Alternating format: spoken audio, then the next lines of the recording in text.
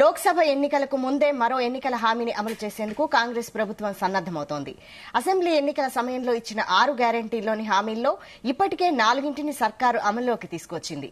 తాజాగా మరో హామీని అమలులోకి తీసుకురావాలని నిర్ణయించింది. ఈ పథకాన్ని ఈ నెల 11వ తేదీన ప్రారంభించనుంది. అందుకు ఏర్పాట్లు చేయాలని అధికారులను ముఖ్యమంత్రి రేవంత్ రెడ్డి ఆదేశించారు. ఈ పథకంపై ముఖ్యమంత్రి ఉన్నత స్థాయి సమీక్ష నిర్వహించారు.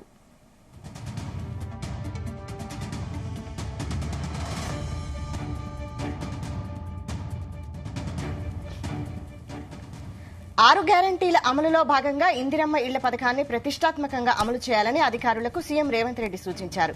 గూడులేని నిరుపేదల సొంతింటి కలను నెరవేర్చడమే ప్రభుత్వ లక్ష్యమన్నారు. పథకాన్ని పకడ్బందీగా అమలు చేసేందుకు విధి విధానాలు రూపొందించాలని అధికారులను ఆదేశించారు.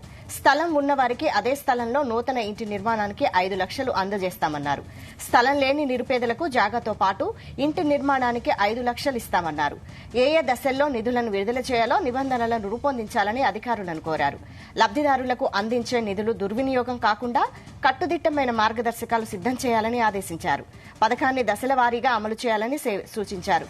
తొలి దశలో ప్రతి అసెంబ్లీ సెగ్మెంట్లో 3,500 ఇళ్లను మంజూరు చేయాలని సూచించారు.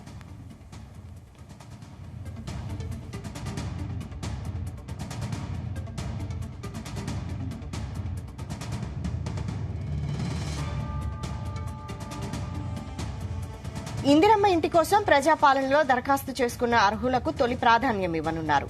బీఆర్ఎస్ ప్రభుత్వం డబుల్ బెడ్రూమ్ ఇళ్ల నిర్మాణంలో చేసిన తప్పులు ఈసారి జరగకుండా చూడాలని సీఎం అధికారులను అప్రమత్తం చేశారు.